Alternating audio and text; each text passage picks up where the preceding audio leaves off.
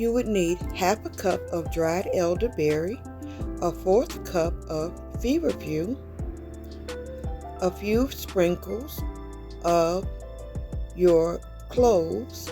I would say about 6 cloves. Rinse them first, and then once your herbs are in your pot, you will add in your ground cinnamon.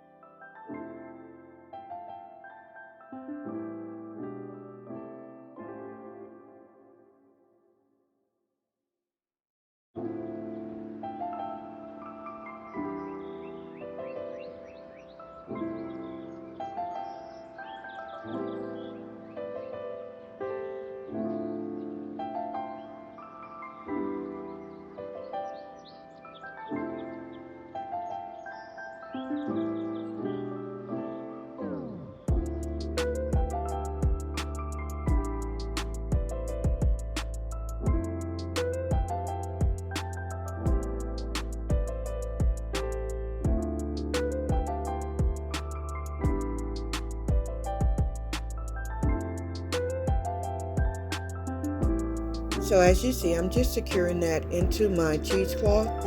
Again, I don't want those just kind of floating around in my syrup, and then I have to strain all of that later.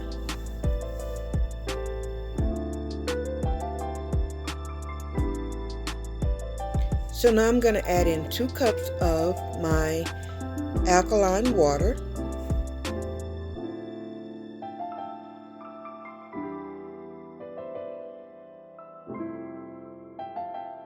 I'm using a half a cup. I didn't really want to go and get the whole cup, but I'm using 4 half cups of the alkaline water. So it's going to bring me to 2 full cups of water.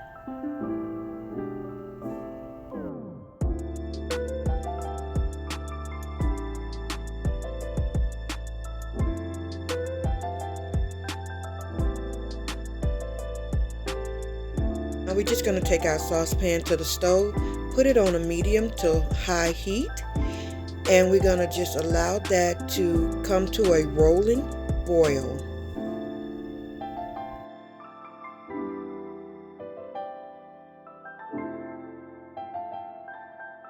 Once it comes to a rolling boil, then we'll add in our ground cinnamon. If you have cinnamon sticks, you can go ahead and add those in at this point.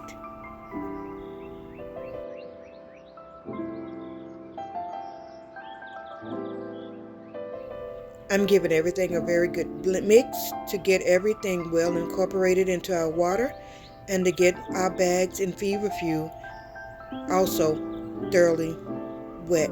As you can see, it has now come to a rolling boil. I'm going to allow this to boil like this for 20 minutes, or rolling boil for 20 minutes. Then I'll reduce the heat down to a simmer. I'm going to go ahead now while it's rolling and add in 2 teaspoons of ground cinnamon, 2 teaspoons.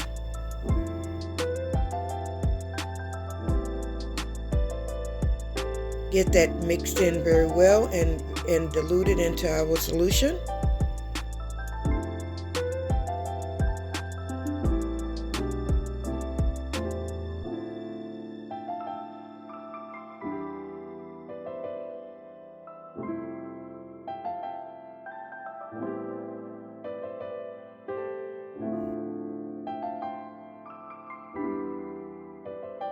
Now that it has come to a full rolling boil and it's on simmer, we're going to just allow this to reduce down to half.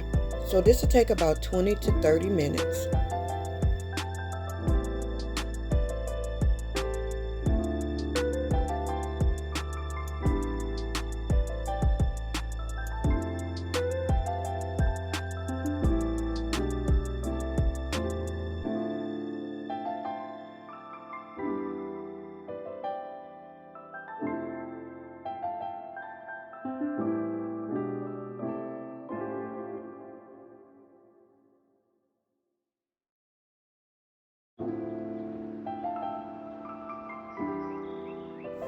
I'm showing you the molasses because the recipe calls for honey, but children a year and younger can't metabolize honey very well, so it's not safe to give to infant children.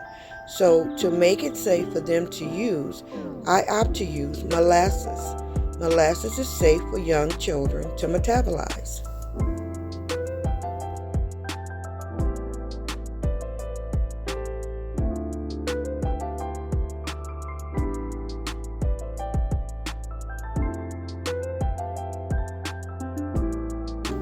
Our mixture has simmered enough to take it off the stove now.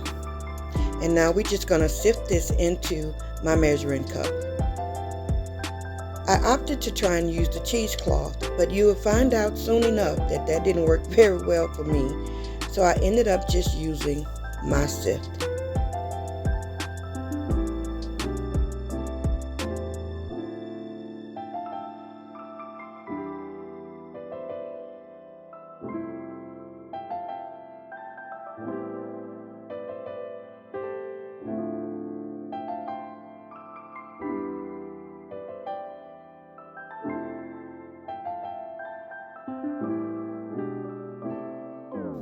So with the back of a spoon, I've just decided to go ahead and milk the rest of my elderberry to get as much of the syrup out. You want to do this to extract as much as possible. As you can see, once your solution has come through its full process, you're not left with very much, because this recipe I'm doing in small batches because of the length of time that it is safe to store on in our refrigerator.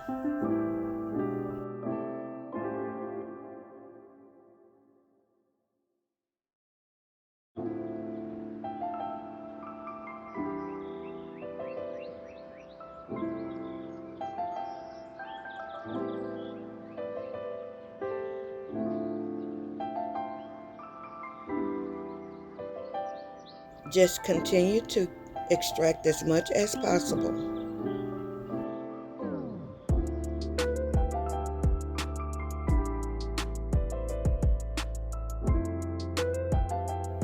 Now we're going to go ahead and add in 1/4 cup of elderberry. As you can see, before adding molasses. As you can see, it only gave me 4 ounces.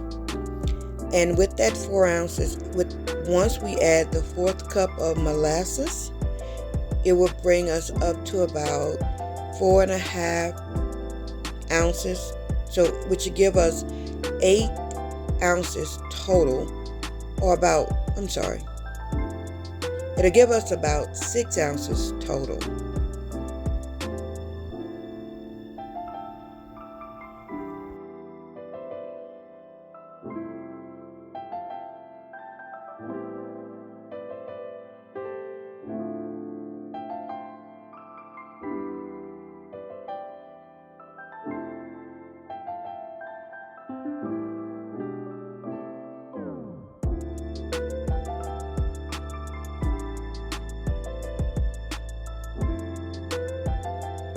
Go ahead and extract as much of your molasses out as possible.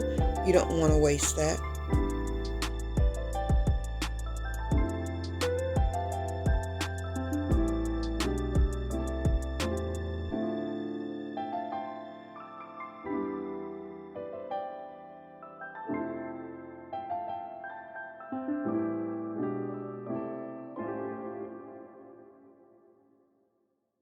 You want to stir it very well to make sure everything is combined and come together very well.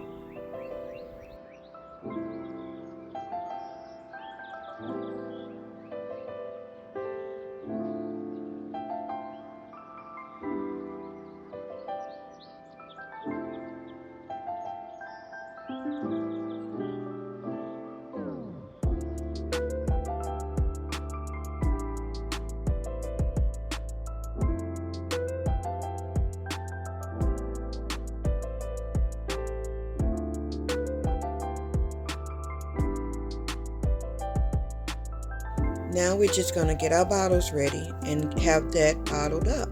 And you have just completed your first bottles of elderberry syrup.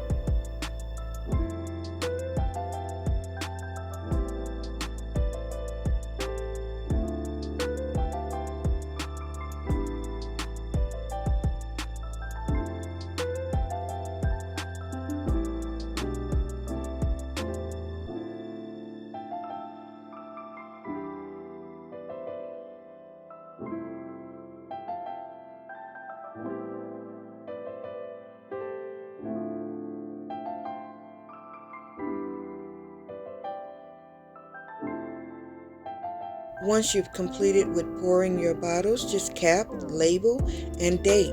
This syrup can last in your refrigerator for up to 2 to 3 months. After so, because of the low sugar ratio in here, it will not be, I wouldn't use it after that amount of time. Just go ahead and discard it. It doesn't take very long to do so, then you can make up a new batch. But I keep this on hand at all times. Here I'm just trying to make sure both bottles have the same amount in them so that, to ensure that whenever I pass them to my family members, that everybody have the same amount per bottle.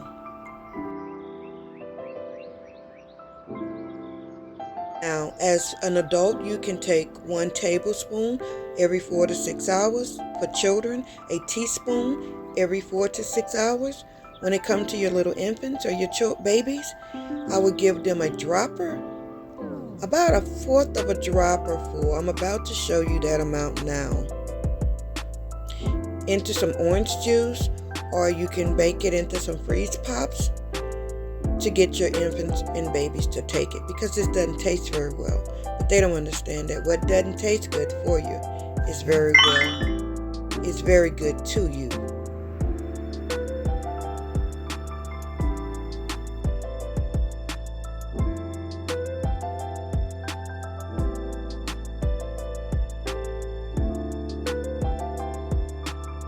So here I just grabbed the in-house sippy cup, and just to show you the amount of liquid I would add into this to give it to a baby, I wouldn't put very much fluid in here.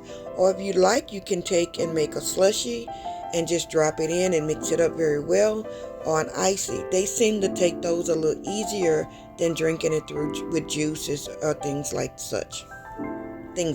Of such.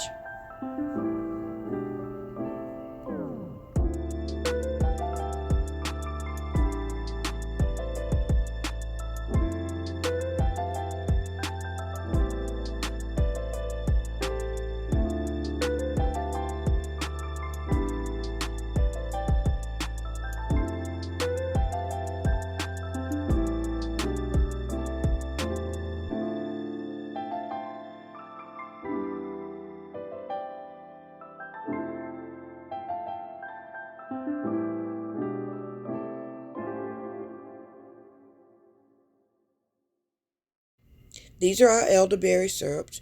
It's 3 ounces per bottle. Each bottle holds 4 ounces, and they're good for 2 months in your refrigerator.